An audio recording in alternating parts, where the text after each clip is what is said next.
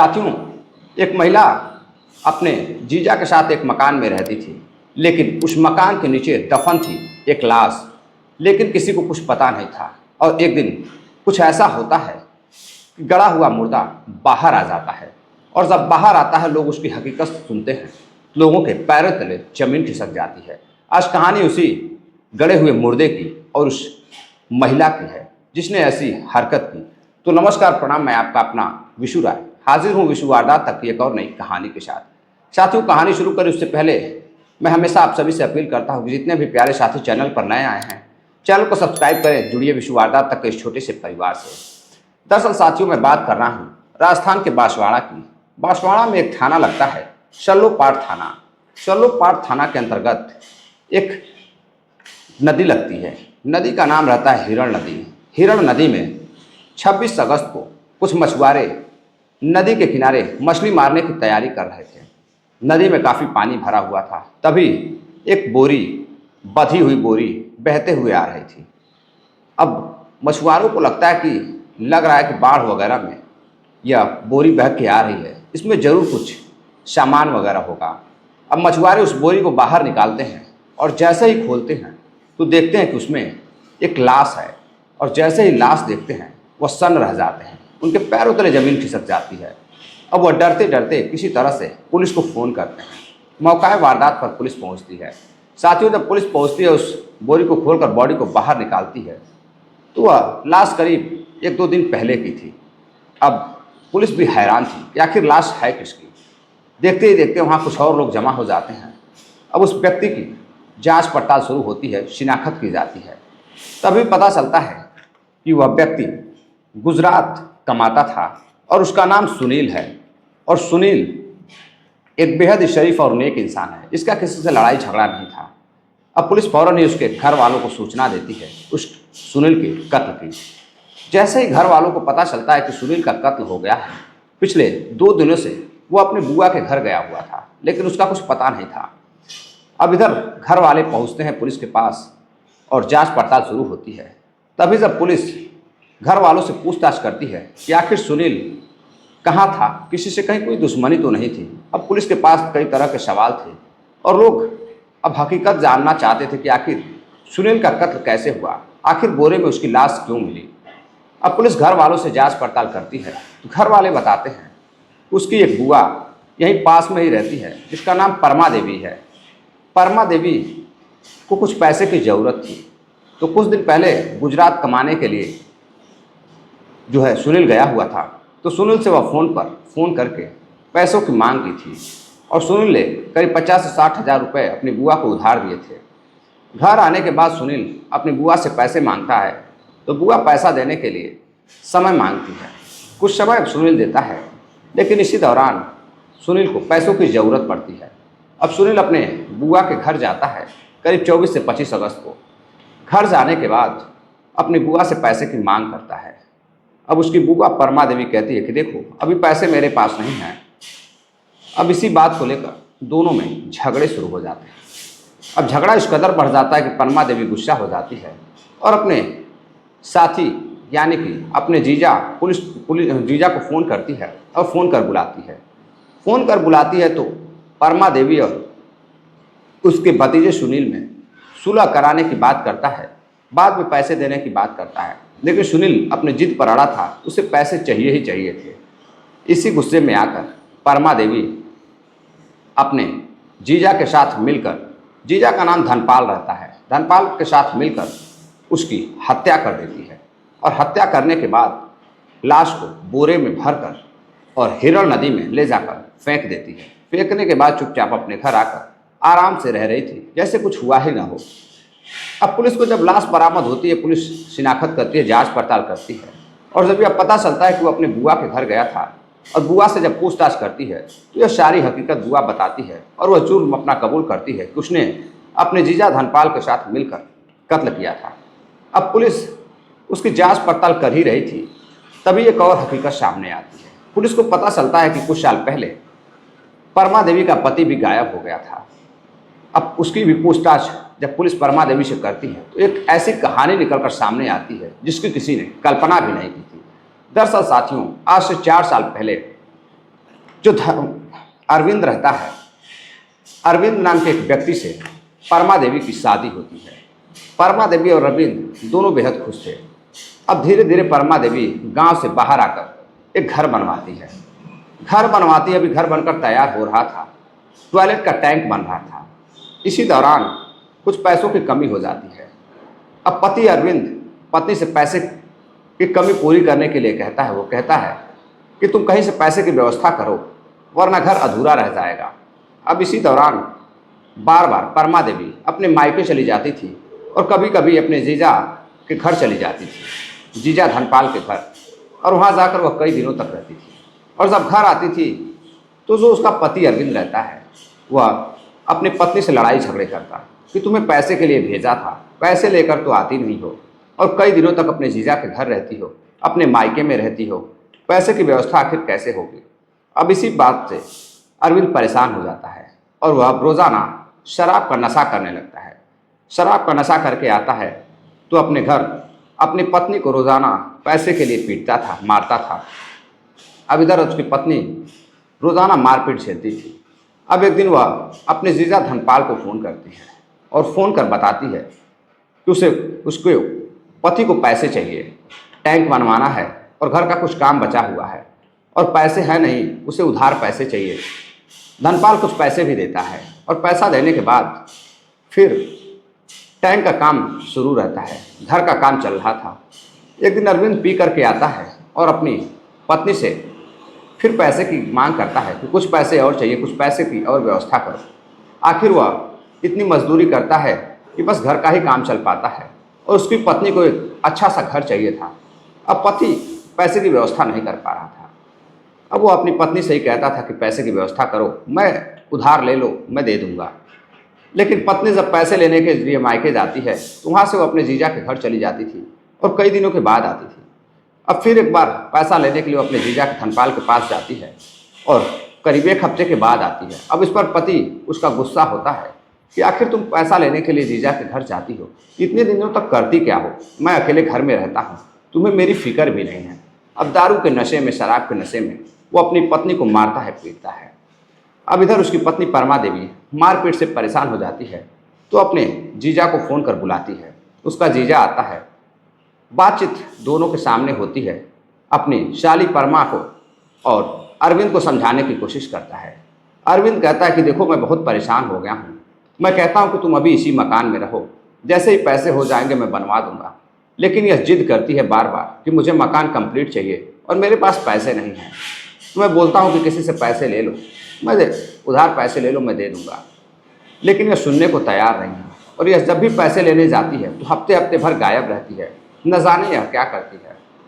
अब आए दिन आता था पी करके, पत्नी कुछ न कुछ बोलती थी परमा और फिर दोनों के बीच झगड़े होते थे। अब झगड़े से तंग आकर परमा अपने जीजा को फ़ोन करती थी, जीजा आकर सुलह कराता था। अब इसी बीच आते जाते परमा का जीजा से प्रेम संबंध हो जाता है। दोनों इतने करीब आ जाते हैं धनपाल और परमा देवी कि अब दोनों एक दूसरे पर दिल हार जाते हैं। अब इधर पति जब शराब के नशे में घर आता टेंशन में और जब सो जाता था तो धनपाल जो उसका जीजा रहता है वो परमा देवी के पास चला जाता था और जाकर पूरी रात उसके कमरे में उसके साथ शारीरिक संबंध बनाता था। अब धीरे धीरे समय बीतता गया। उधर धनपाल को और परमा को एक दूसरे की लत लग जाती है। अब परमा अपने जीजा को अक्सर घर बुलाती थी और उसके साथ रातें गुजारती थी। इधर एक दिन परमा अपने मायके जाती है किसी काम से और कुछ दिन मायके गुजारने के बाद फिर अपने जीजा के घर चली जाती है। करीब 25 दिन के बाद जब वो अपने घर लौटती है तो इधर फिर से अरविंद गुस्से में रहता है, फिर से शराब के नशे में आता है, पत्नी से मारपीट करता है और पत्नी से कहता है कि तुम फिर इतने दिनों के लिए चली गई थी और तुम्हें मेरी बिल्कुल भी फिक्र नहीं है, मैं कहाँ खाऊंगा, कहाँ पीऊँगा, कहाँ रहूँगा, तुम्हें कोई भी चिंता नहीं है। पत्नी परमा कहती है कि तुम्हें जो करना हो करो, मैं तो अपने मायके ज़रूर जाऊंगी, जीजा के घर भी जाऊंगी।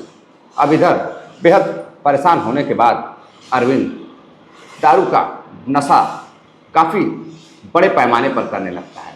अब वह जो भी पैसा कमाता था उससे दारू का सेवन करता था, सेवन करने के बाद घर आता था और घर आकर मारपीट करता था। अब इधर उसकी पत्नी बेहद परेशान होने लगती है। अब एक दिन उसका जीजा घर पर आता है और परमा भी घर पर रहती है। तभी उसका पति अरविंद दारू के नशे में आता है और जैसे ही वह उसके जीजा धनपाल को देखता है वह चिढ़ने लगता है। धनपाल से पूछता है कि तुम यहाँ क्या करने आए हो, तुम्हारी वजह से ही मेरे घर झगड़ा हो रहा है। शायद उसे कुछ आभास हो चुका था, शक था। तभी वो अपनी पत्नी को पीटने लगता है। अब पत्नी को इतना पीटता है कि उसकी हालत खराब हो जाती है।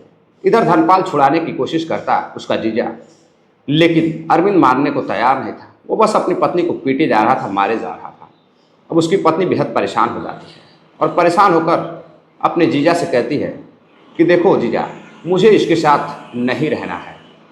अब जो उसका आशिक रहता धनपाल, जो कि पद में जीजा भी था, रिश्ते में जीजा था, अब वो अपनी प्रेमिका को पीटते हुए देख नहीं पा रहा था। वो बेहद परेशान था लेकिन कुछ कर नहीं पा रहा था। सुलह कराने की कोशिश करता तो अरविंद उस दिन तो मान जाता, फिर से अगले दिन झगड़े करता। अब इधर धनपाल भी परेशान हो जाता है रोज़ रोज़ के झगड़ों से और उसकी प्रेमिका की पिटाई से। परमा एक दिन अपने जीजा धनपाल को घर पर बुलाती है और डिनर के लिए अपने पति को भी बुलाती है। दोनों बैठकर डिनर कर रहे थे। तभी जो उसका पति रहता है अरविंद, घर के कमरे में जाता है, शराब पीता है। शराब पीने के बाद फिर से किसी बात को लेकर झगड़ा करने लगता है और झगड़ा इस स्तर का बढ़ जाता है कि परमा अपने जीजा के पास जाती है और जाकर कहती है कि देखो, अगर तुम मेरे साथ रहना चाहते हो तो तुम्हें एक काम करना होगा। अब मैं बर्दाश्त नहीं कर पा रही हूँ इसे, आज इसको निपटा ही देते हैं। अब धनपाल सोचता है कि अगर इसकी हत्या कर देते हैं तो हम दोनों राजी खुशी रहेंगे, किसी को पता भी नहीं चलेगा और जो उसका लत है शारीरिक संबंध का, जो दोनों की मोहब्बत है, वो अमर हो जाएगी। अब धनपाल एक कुल्हाड़ी लेकर आता है और परमा अपने पति का नशे में, पति उसका रहता है, उसका गला पकड़ती है और इधर कुल्हाड़ी से उसका गला काट कर धनपाल एक बोरी में भरता है। बोरी में भरने के बाद अब सोचता है कि कहीं ले जाकर उसे दफन कर दिया जाए, लेकिन कोई जगह दिखाई नहीं दे रही थी। अंततः एक दिन घर में लाश रखने के बाद धनपाल और उसकी प्रेमिका परमा, जो कि पत्नी परमा धनपाल से कहती है कि एक काम करो, मेरे दिमाग में एक आइडिया आ रहा है, घर में ही जो टॉयलेट का टैंक बना हुआ है उसी में इसको दफन कर देते हैं और ऊपर से टैंक को सील कर देते हैं, किसी को कुछ पता भी नहीं चलेगा। अब धनपाल को आइडिया अच्छा लगता है। वह उसी टैंक में अरविंद की बॉडी को डालकर, दो टुकड़े में बॉडी रहती है, गला अलग रहता है, शरीर अलग रहती है, उसमें डालकर ऊपर से टैंक को सील कर देता है सीमेंट वगैरह से और उसे यूज करने लगता है। अब धीरे धीरे 2 साल तक दोनों एक दूसरे के साथ शारीरिक संबंध बनाते रहे, घर में प्यार मोहब्बत से रहते रहे। लेकिन इसी दौरान एक कमी आ जाती है। अब पैसे की ज़रूरत पड़ने लगती है। धनपाल उधर अपने घर को भी संभालता, अपनी साली को भी संभालता, लेकिन धनपाल भी परेशान होने लगता है। अब धनपाल परेशान होने लगता है तो अब अपने साली के साथ कम रहता और अपने परिवार के साथ ज़्यादा रहने लगता है। अब इधर परमा को पैसों की ज़रूरत पड़ती है। अब जब परमा को पैसों की ज़रूरत पड़ती है तो परमा अपने भतीजे सुनील को फ़ोन लगाती है। सुनील को फ़ोन करती है और कहती है कि देखो सुनील, मुझे कुछ पैसों की ज़रूरत है, मैं लाचार औरत हूँ, मैं काफ़ी परेशान हूँ, मुझे कुछ पैसे चाहिए। अब सुनील कुछ पैसे भेजता है अपनी बुआ को और इधर परमा पैसों का यूज़ करने लगती है। लेकिन वो एक दिन अपने नज़दीकी पुलिस स्टेशन पहुंचती है और वहां जाकर पुलिस में शिकायत दर्ज कराती है। उसका पति कुछ दिनों से गायब है। काफ़ी प्रयास किया उसकी पत्नी ने, लेकिन उसका कुछ पता नहीं है। अब पुलिस जांच पड़ताल करती है, जब कुछ पता नहीं चलता है फिर मामला ठंडे बोरे में डालकर बंद कर देती है। अब इधर फाइलें धूल फाँक रही थी, लेकिन पुलिस भी लापरवाही बरतने लगती है और वह भी अब इस केस को अनसुलझा हुआ सोचकर छोड़ देती है। अब इधर 2 साल गुजर जाते हैं। फिर से सुनील अब अपने दिए हुए पैसे मांगने के लिए अपनी बुआ के घर आता है और उसकी बुआ पैसा नहीं देना चाहती थी। अब लफड़ा इस कदर बढ़ जाता है कि दोनों में झगड़े होने लगते हैं और इधर धनपाल को वह फ़ोन करती है और बुलाती है और धनपाल को बताती है कि इसकी भी आज हत्या करनी होगी, वरना हम पैसे कहाँ से देंगे। अब धनपाल और उसकी बुआ मिलकर सुनील का बेरहमी से कत्ल कर बोरी में लाश को भरकर हिरण नदी में फेंक देते हैं। और जब लाश बहती हुई अगले दिन मछुआरों के पास पहुंचती है तो पुलिस को फ़ोन करते हैं। पुलिस आती है, जांच पड़ताल करती है, शिनाख्त करती है तो उसके बाद मामला खुलता है। अब परमा देवी से पूछा जाता है कि आखिर 2 साल पहले तुम्हारा पति भी गायब हुआ था, कहीं तुम्हारा ही हाथ तो नहीं ना है। तभी परमा देवी अपने सवालों में, पुलिस के सवालों में फंस जाती है और इस कदर घिर जाती है कि वह अपना जुर्म कबूल करती है और वह एक्सेप्ट करती है कि उसने सुनील की भी हत्या की और जिस घर में वह रहती थी, जिस घर में अपने पति की लाश को दफन किया था, उस पति की भी लाश, उस पति का भी कत्ल उसके जीजा धनपाल और परमा देवी ने ही किया था। अब पुलिस उस घर में जाती है और जाकर टैंक को तोड़वाती है और टैंक को तोड़वाने के बाद अब एक कर्मचारी की मदद लेती है और लेने के बाद अब वहाँ से एक गोताखोर टैंक में अंदर नीचे जाता है और जाने के बाद पानी निकाला जाता है। कचड़े निकालने के बाद उसमें कुछ कंकाल मिलते हैं। कंकाल को निकाला जाता है तो पुलिस हैरान थी। अब लोगों की भीड़ जमा थी। लोग बेहद हैरान थे कि जिस घर में एक महिला अपने आशिक के साथ शारीरिक संबंध बना रही थी, रातें गुजार रही थी और अपने हवस की लत में अपने थोड़ी सी छोटी सी ख्वाहिशों के लिए अपने ही पति का कत्ल कर टॉयलेट में ही दफना दिया था और वह डरती भी नहीं थी, बेधड़क उस घर में अपने जीजा के साथ रहती थी और उसके साथ अय्याशियाँ करती थी। अब जब यह खबर न्यूज़ मीडिया के माध्यम से लोगों तक पहुंचती है तो लोग बेहद हैरान थे कि आजकल हमारे समाज में कैसे कैसे लोग रहते हैं। कत्ल करने में मिनटों भी नहीं लगता, लेकिन अब शायद परमा को और धनपाल को यह पता नहीं था कि पुलिस के हाथ बड़े लंबे होते हैं, कानून के हाथ लंबे होते हैं। बुरे कर्म का बुरा नतीजा होता है, एक ना एक दिन वह पकड़े ही जाएंगे और अंततः वह पकड़े गए। पुलिस दोनों को गिरफ्तार करती है और सुनील और अरविंद के कत्ल के जुर्म में दोनों को पुलिस गिरफ्तार कर जेल भेज देती है। तो साथियों, ये थी पूरी कहानी। कहानी कैसी लगी कमेंट कर अपनी राय ज़रूर दीजिएगा, अपना प्यार ज़रूर दीजिएगा, कमेंट ज़रूर कीजिएगा और वीडियो को लाइक भी कीजिएगा। वीडियो अच्छी लगी तो वीडियो को शेयर भी करिएगा। मिलते हैं एक और नई कहानी के साथ। तब तक के लिए आप सभी अपना ख्याल रखिएगा, अपने परिवार का ख्याल रखिएगा, देश का ख्याल रखिएगा। जय हिंद, नमस्कार।